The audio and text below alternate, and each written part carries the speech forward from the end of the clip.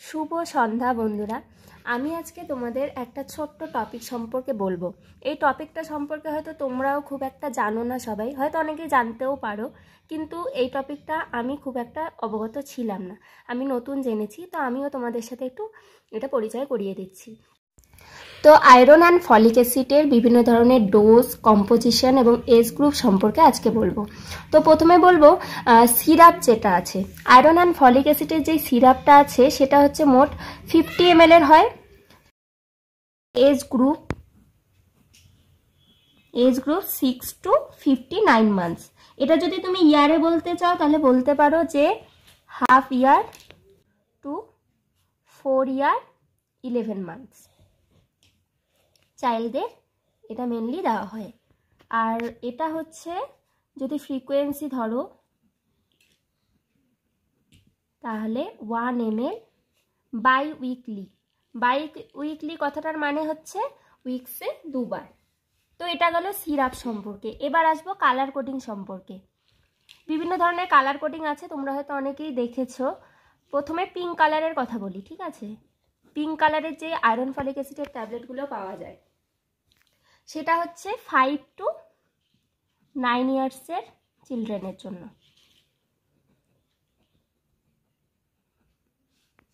এটার কম্পোজিশন কি রয়েছে? Composition 45 mg elemental iron and for 400 mcg folic acid. আর এটা হচ্ছে ডোজ যদি আমরা বলি তো এটা উইকলি না হয় একটা করে ট্যাবলেট, ঠিক আছে? Weekly 1 tablet. এটা গেল পিঙ্ক কালারের ট্যাবলেটের কথা। এবার আসি ব্লু কালারের যে ট্যাবলেটটা আছে, তোমরা হয়তো অনেকেই দেখেছো ব্লু কালারের ট্যাবলেট। তো এটা হচ্ছে মেনলি 10 to 19 ইয়ার্স অ্যাডোলেসেন্ট গার্লদের জন্য মেনলি।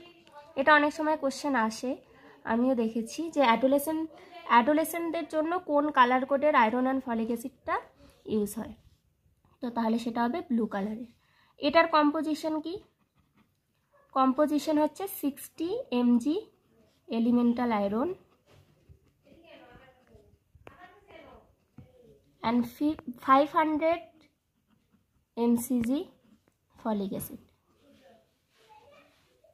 আমি এখানে শর্টকাটে লিখছি, তোমরা একটু বুঝে নেবে, ঠিক আছে? এত লিখলে ভিডিওটা একটু বড় হয়ে যাবে। আর এটার ডোজ এটাও same, weekly 1 tablet.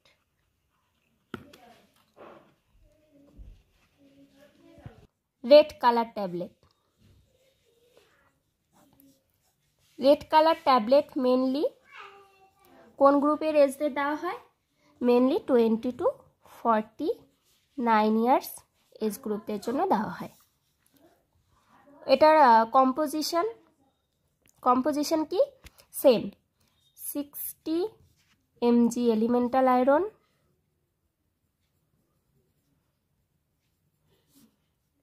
and 500 mcg folic acid,